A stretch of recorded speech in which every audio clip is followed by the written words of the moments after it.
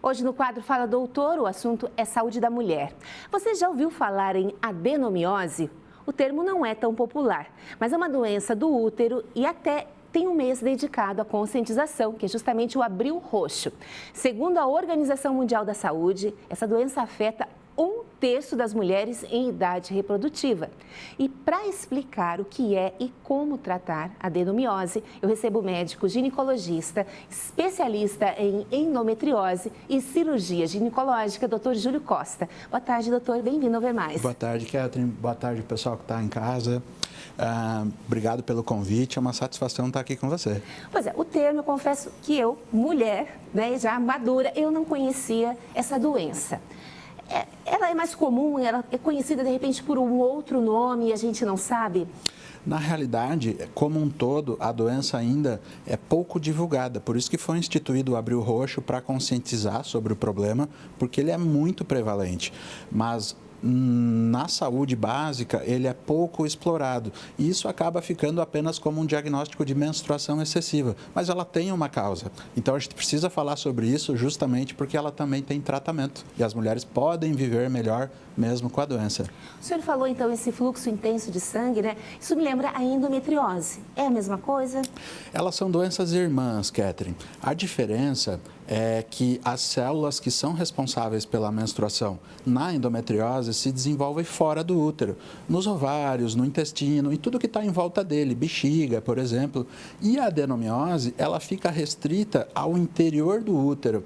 As células mais internas da menstruação acabam se difundindo e invadindo as paredes musculares do útero, o que leva a essa inflamação crônica e inchaço do útero. Então, quando é examinada, essa mulher sempre vai ter um útero aumentado, inflamado e doloroso. E é essa condição que faz ela ter muito sangramento. E nós temos imagens, então, para você entender a diferença de um útero.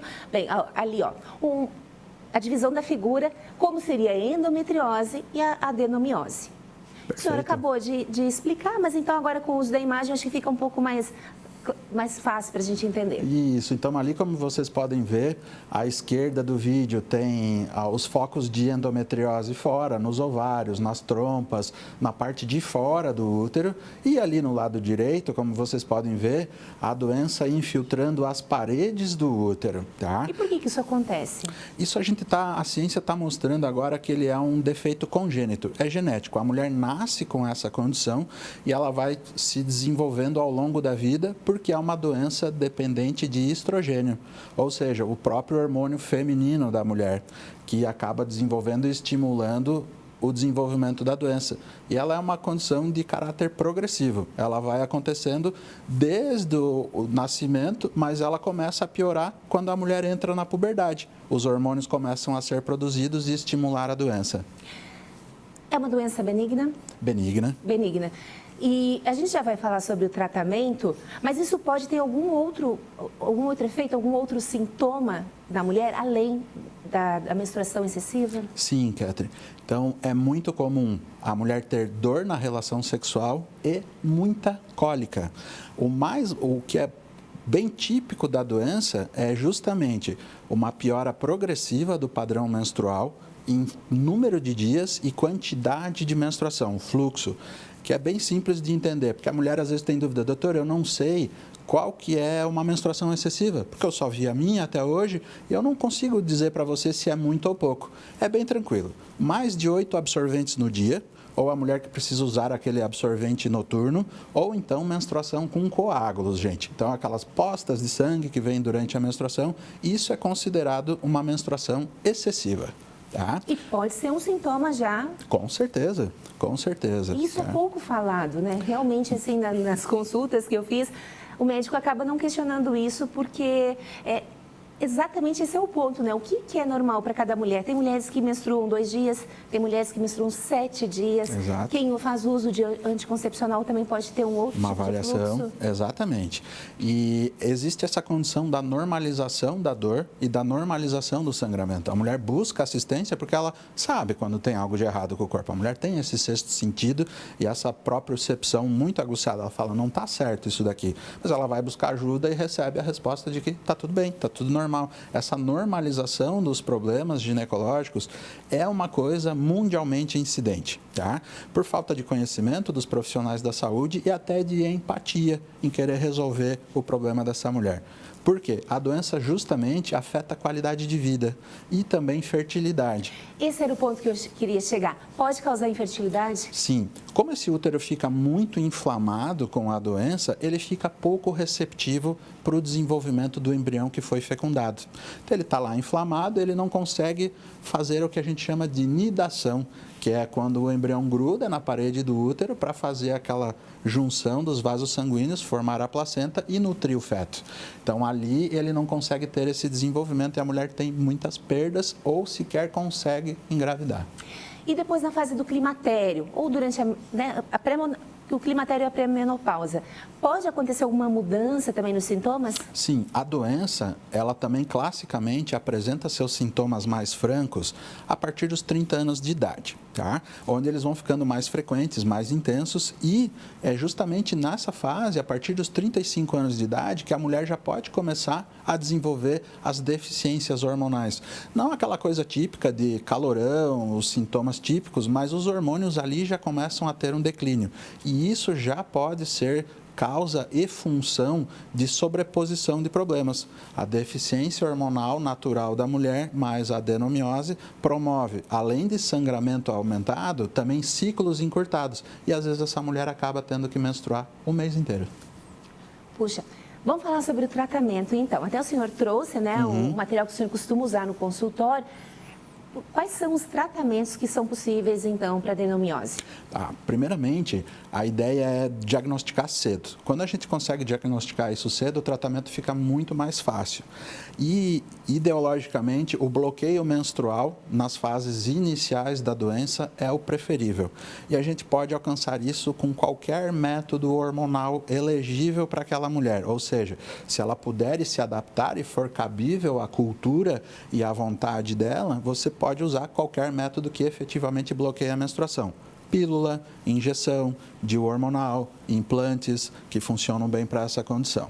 Perfeito. Cabe cirurgia? Sim. Nos estágios mais avançados, infelizmente, a única medida resolutiva é a remoção do útero, tá? Que também é a cura definitiva, porque o bloqueio menstrual, ele visa só controle dos sintomas.